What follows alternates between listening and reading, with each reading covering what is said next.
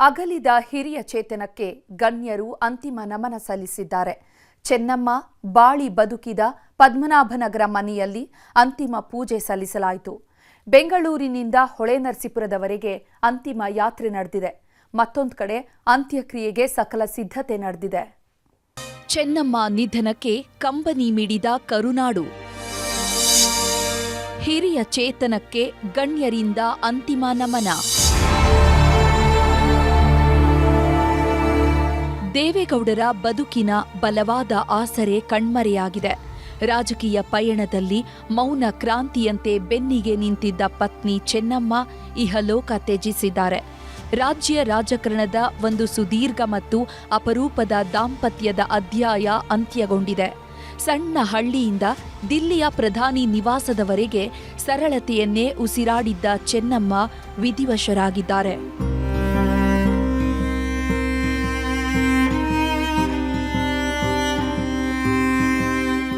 ದೇವೇಗೌಡರ ಶಕ್ತಿಯಾಗಿದ್ದ ಚೆನ್ನಮ್ಮ ನಿನ್ನೆ ಸಂಜೆ 4 ಗಂಟೆಗೆ ಆಸ್ಪತ್ರೆಯಲ್ಲಿ ವಿಧಿವಶರಾದ್ರು. ಸಂಜೆ 7:30ಕ್ಕೆ ಮಣಿಪಾಲ್ ಆಸ್ಪತ್ರೆಯಿಂದ ಚೆನ್ನಮ್ಮನವರ ಪಾರ್ಥಿವ ಶರೀರವನ್ನ ಪದ್ಮನಾಭನಗರದ ನಿವಾಸಕ್ಕೆ ತರಲಾಯಿತು. ಪೂಜೆ ನೆರವೇರಿಸಿ ಮನೆಯಲ್ಲಿ ಅಂತಿಮ ದರ್ಶನಕ್ಕೆ ವ್ಯವಸ್ಥೆ ಮಾಡಿದ್ರು. ಈ ವೇಳೆ ಹಲವು ಗಣ್ಯಾತಿ ಗಣ್ಯರು ಅಂತಿಮ ದರ್ಶನ ಪಡೆದ್ರು. ಪತ್ನಿಯೊಂದಿಗೆ ಆಗಮಿಸಿದ ಸಿಎಂ ಡಿಕೆ ಶಿವಕುಮಾರ್ ಅಂತಿಮ ದರ್ಶನ ಪಡೆದು ಸಾಂತ್ವನ ಹೇಳಿದ್ರು.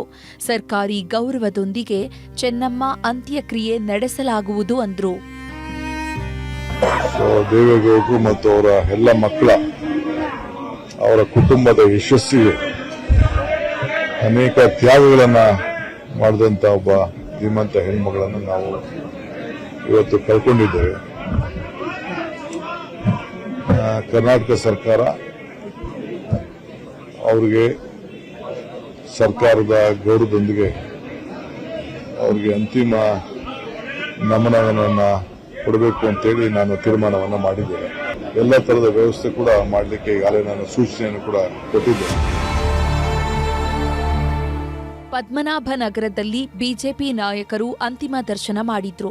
ವಿಪಕ್ಷ ನಾಯಕ ಆರ್ ಅಶೋಕ್, ಬಸವರಾಜ ಬೊಮ್ಮಾಯಿ, ಬಿಎಸ್ ಯಡಿಯೂರಪ್ಪ, ಸದಾನಂದ ಗೌಡ ಇಡೀ ಕುಟುಂಬಕ್ಕೆ ಸಾಂತ್ವನ ಹೇಳಿ ಧೈರ್ಯ ತುಂಬಿದ್ರು.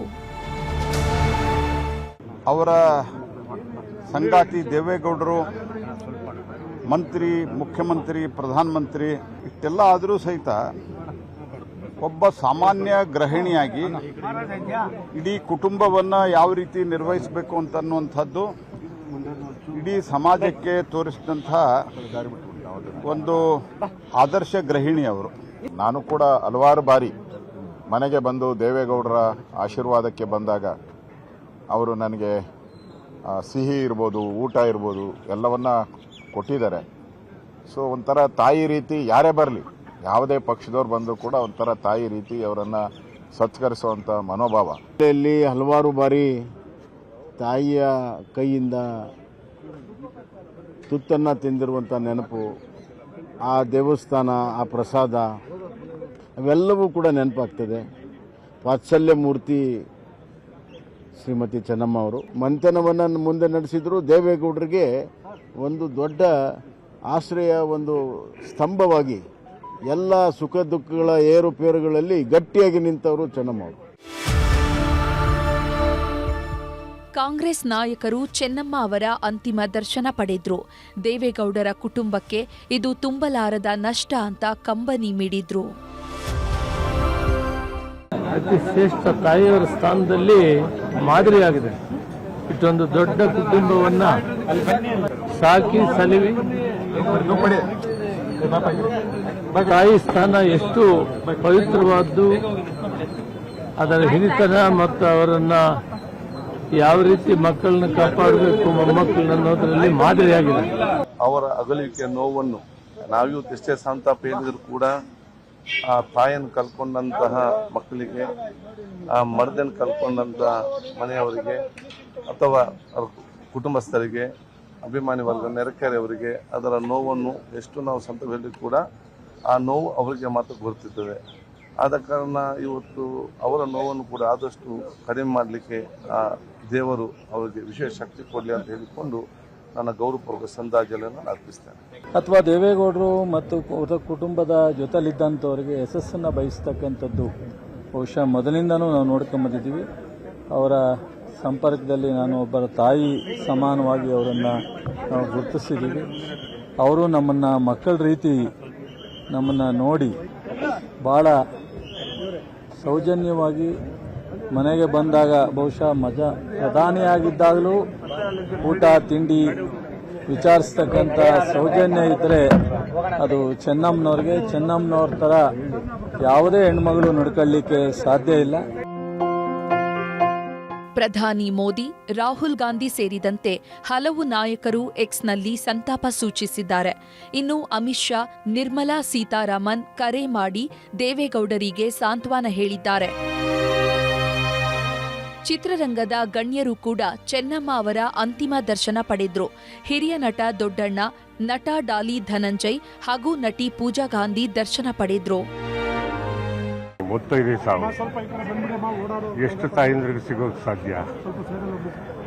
ಎಲ್ಲೋ ಒಂದು ಕಡೆ ದೇವೇಗೌಡರು ನಾನು ಒಂದೇ ಜಿಲ್ಲೆಯವರು ಅಂತ ಹೇಳ್ಕೊಳ್ಳೋದಕ್ಕೆ ಹೆಮ್ಮೆ ಅನಿಸುತ್ತೆ.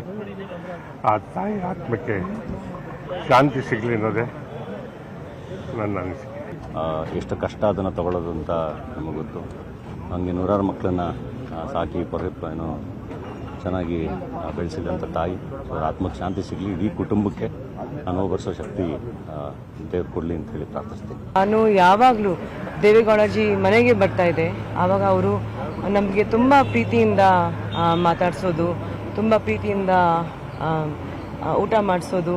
ಸೊ ಅವರಲ್ಲಿರೋ ಒಂದು ಮಾತೃಭಾವ ಏನಿದೆ, ತಾಯಿ ಭಾವ ಏನಿದೆ ಅಂತ ನಿಜವಾಗ್ಲೂ ನಾವು ಒಂದು ಒಳ್ಳೆ ವ್ಯಕ್ತಿನ, ಒಳ್ಳೆ ಮಹಿಳೆನ ನಾವು ಮಿಸ್ ಮಾಡ್ಕೊಳ್ತೀವಿ ಅಂತ ನಾನು ಹೇಳೋಕೆ ಇಷ್ಟಪಡ್ತೀನಿ. ಚೆನ್ನಮ್ಮ ಬಾಳಿ ಬದುಕಿದ ಪದ್ಮನಾಭನಗರ ಮನೆಯಲ್ಲೇ ಅಂತಿಮ ಪೂಜೆ ಸಲ್ಲಿಸಲಾಯಿತು. ಮುತ್ತೈದೆ ಪೂಜೆ ನೆರವೇರಿಸಿ ದೇವೇಗೌಡರು ಬೀಳ್ಕೊಡುಗೆ ಕೊಟ್ರು. ಬೆಂಗಳೂರಿನಿಂದ ಹಾಸನ ಜಿಲ್ಲೆ ಹೊಳೆನರಸೀಪುರದವರೆಗೆ ಚೆನ್ನಮ್ಮ ಅಂತಿಮ ಯಾತ್ರೆ ನಡೆಯಿತು.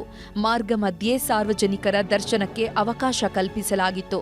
ಹೀಗಾಗಿ ದಾರಿಯುದ್ದಕ್ಕೂ ಜನರು ಚೆನ್ನಮ್ಮ ಅವರ ಅಂತಿಮ ದರ್ಶನ ಪಡೆದ್ರು. ನಾಳೆ ಸರ್ಕಾರಿ ಗೌರವದೊಂದಿಗೆ ಅಂತ್ಯ ಸಂಸ್ಕಾರ. ಬೆಂಗಳೂರು ಮಾತ್ರವಲ್ಲ, ಹೊಳೆನರಸೀಪುರದಲ್ಲೂ ನಾಳೆ ಅಂತಿಮ ದರ್ಶನಕ್ಕೆ ವ್ಯವಸ್ಥೆ ಮಾಡಲಾಗಿದೆ. ಬೆಳಿಗ್ಗೆ 7 ಗಂಟೆಯಿಂದ 9:30ರವರೆಗೆ ಅಂತಿಮ ದರ್ಶನಕ್ಕೆ ಅವಕಾಶ ಇರಲಿದೆ. ಬಳಿಕ 11:30ಕ್ಕೆ ಮಾವಿನಕೆರೆ ಶ್ರೀರಂಗನಾಥಸ್ವಾಮಿ ಬೆಟ್ಟದ ತಪ್ಪಲು ಪ್ರದೇಶದಲ್ಲಿರುವ ಕ್ಯಾತನಹಳ್ಳಿಗೆ ಮೃತದೇಹ ತಲುಪಲಿದೆ. ಮಧ್ಯಾಹ್ನ 2ರಿಂದ ಸಂಜೆ 4:15ರವರೆಗೆ ವಾಸ್ತು ಪ್ರಕಾರವೇ ಅಂತ್ಯಕ್ರಿಯೆ ನಡೆಯಲಿದೆ. ಮೇಲುಕೋಟೆಯ ಪುರೋಹಿತರಾದ ಕಣ್ಣನ್ ಶರ್ಮಾ, ಮಹೇಶ್ ಶರ್ಮಾ, ನರಸಿಂಹಸ್ವಾಮಿ ಅಂತಿಮ ವಿಧಿವಿಧಾನ ನೆರವೇರಿಸಲಿದ್ದಾರೆ. ಬಾಡಿ ಕುದಿರ್ಸವಲ್ಲ, ಅದಕ್ಕೆ ಎ ಸೈಡ್ ಎಷ್ಟು ಪ್ಲೇಸ್ ಬೇಕಿತ್ತು ಅನ್ನೋದು ಹೇಳಬೇಕಿತ್ತು. ಅದು ಪೂರ್ವದಲ್ಲಿ ಜಾಸ್ತಿ ಇರಬೇಕು, ಪಶ್ಚಿಮದಲ್ಲಿ ಜಾಸ್ತಿ ಇರಬೇಕು, ಕಮ್ಮಿ ಇರಬೇಕು, ಉತ್ತರದಲ್ಲಿ ಜಾಸ್ತಿ ಇರಬೇಕು, ದಕ್ಷಿಣದಲ್ಲಿ ಕಮ್ಮಿ ಇರಬೇಕು. ಅದು ವಾಸ್ತು ಸರಾಗಿ ಆ ಥರ ಇದ್ರ ಮೇಲೆ ಒಳ್ಳೇದಾಗತ್ತೆ ಅಂತ ಪ್ರಾಕ್ಟಿಕಲಿ ಪ್ರೂಫ್. ಅದು ದಕ್ಷಿಣ ದಿಕ್ಕು ಹೈಟ್ ಇರಬೇಕು, ಪಶ್ಚಿಮ ದಿಕ್ಕು ಹೈಟ್ ಇರಬೇಕಿತ್ತು, ಉತ್ತರ ದಿಕ್ಕು ಡೌನ್ ಇರಬೇಕಿತ್ತು, ಪೂರ್ವ ದಿಕ್ಕು ಡೌನ್ ಇರಬೇಕಿತ್ತು. ನಾಳೆ ನಡೆಯೋ ಚೆನ್ನಮ್ಮ ಅಂತ್ಯಕ್ರಿಯೆಯಲ್ಲಿ ಸಿಎಂ ಡಿಕೆಶಿ ಸೇರಿದಂತೆ ಹಲವು ಗಣ್ಯರು ಭಾಗಿಯಾಗಲಿದ್ದಾರೆ. ಒಟ್ಟಾರೆ ಜೀವನದುದ್ದಕ್ಕೂ ದೇವೇಗೌಡರ ಹೆಗಲಿಗೆ ಹೆಗಲಾಗಿದ್ದ ಚೆನ್ನಮ್ಮ ಅವರ ನಿಧನ ಇಡೀ ಕುಟುಂಬಕ್ಕೆ ತುಂಬಲಾರದ ನಷ್ಟ. Bureau report, news 18.